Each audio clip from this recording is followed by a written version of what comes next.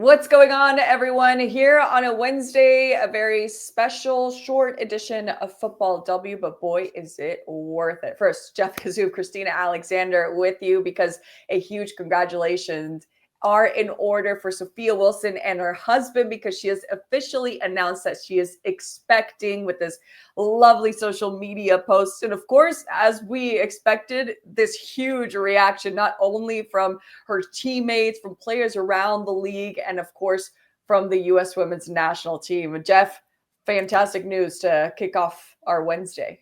Yeah, spectacular news for them, obviously, for Sophia and Michael. Congrats to them and the family. I mean, a unique and exciting time of life. I've been blessed to have it a couple times as well on that journey. So exciting year ahead, journey ahead, and obviously joining the contingent of U.S. soccer moms, which there are many of. Yeah, I love it. Just a few weeks back, we saw Andy Sullivan give her Washington Spirit teammates the news, and it's just such a great reaction and how exciting, it is, especially for their teammates. So many aunties there built in, and I'm sure that will be the case for Sophia Wilson. There is obviously the other side of it, Jeff, to think about now what this means. Let's start with Portland because there's a lot of points that we got to break down here. For a Portland Thorns team that it's no secret, they've struggled, and Sophia Wilson now being the face of their team, one of the most important players. What does this mean for Portland even before the season has gotten started? Yeah, I think, look, the Thorns over the past couple of years have, as you said, Christina, they've struggled at times. I mean, obviously, coming off a 2022 title, they've gotten to the playoffs, and but they have had their issues in large spurts of each season the past 2 years, and the way they've gotten out of those at times where they've potentially lacked an identity, where they've struggled to create, has been really the singular talent that is Sophia Wilson at times. Not always, obviously, but certainly when those struggles have come about, and they've come about fairly frequently in the past couple of years, she's been able to get them out because she is a player who can individually take over games, who can beat defenders, who can be relied upon even maybe when the team is struggling. So, that is going to be a difference for them this year, obviously, and something that they'll have to account for up top. And certainly they're going to need some more consistency from the rest of a very talented squad, frankly, but just one that has at times or in patches underperformed in the last 2 years.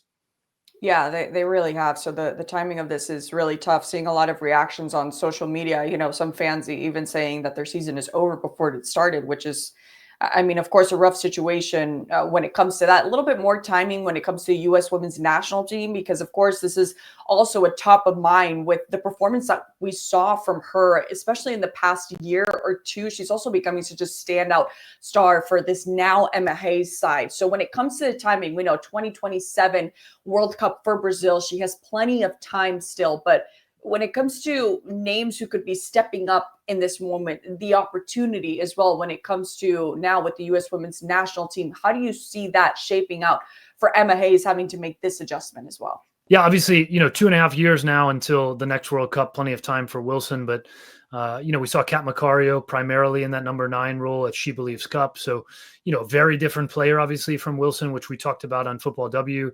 It will require potentially a tactical adjustment in terms of how the team plays with a Macario who likes to play back to goal, likes to drop deep.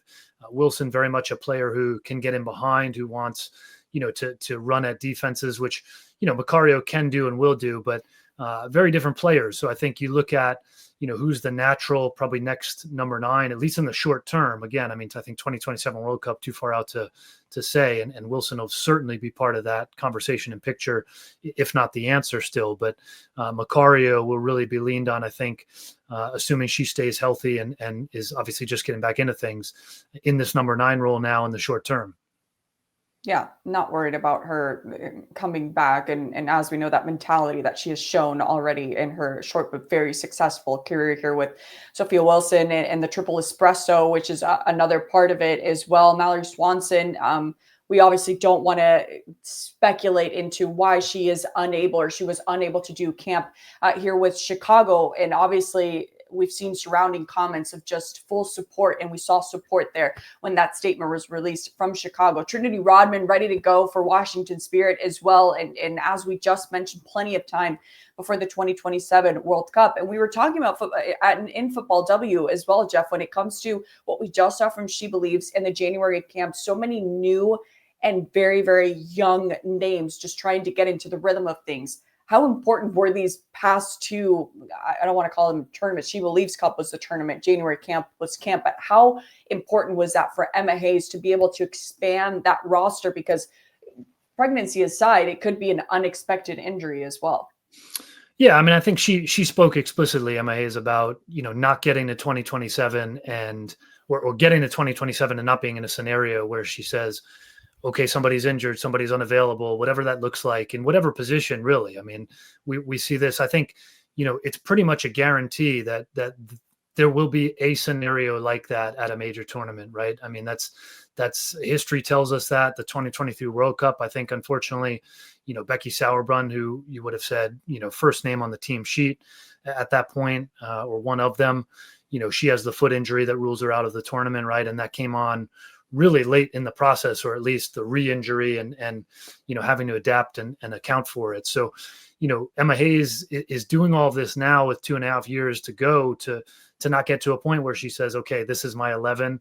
I've developed them for 2.5 years. I haven't developed anybody else. And that's not necessarily the case that it's happened in its entirety in the past, but I think it is a different approach. It is a different mindset to past cycles, past decades, even where, in certain positions, I mean, goalkeeper being one for sure, the goalkeeper situation right now where, testing out all these players, where in the past, it's been really one player who's gotten most of, if not almost all of the reps. And, if something happens, and, how prepared is the US? So I think that this is the time that Emma Hayes is making sure that her bases are covered. And we already see that early on with the number of caps she's given out, the number of first caps, that is, the number of debuts. And with so much time to go, with running U23 camps concurrently to the senior camp, again, doing that in April, I think it's clearly she's on the right path to make sure that she has depth going into 2027.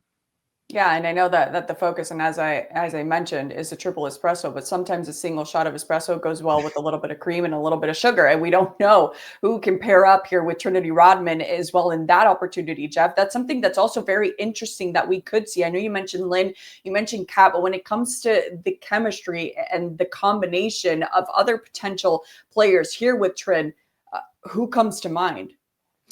Yeah, I mean, I think Kat in that central role, right? Kat Macario, I think Jaden Shaw in whatever role she might play. Emma Hayes saying she's not going to pigeonhole her into a role yet, even though, I know Jaden Shaw has said in the past that the 10 is her most comfortable role. We've seen her across really 4 different roles in this US team over the past year plus.